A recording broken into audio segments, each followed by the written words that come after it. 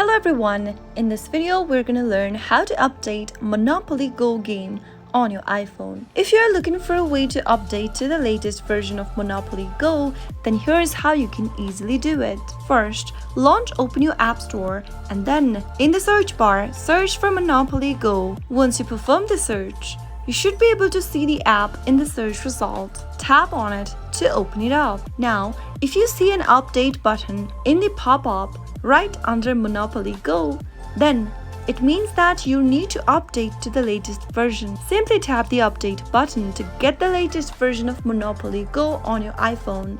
But if you see an open button, it means that you already have the latest version of Monopoly Go installed on your mobile device. So that is how you can easily find the latest update for Monopoly Go.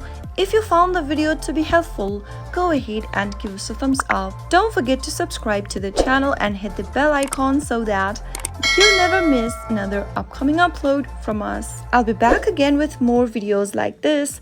Goodbye till then.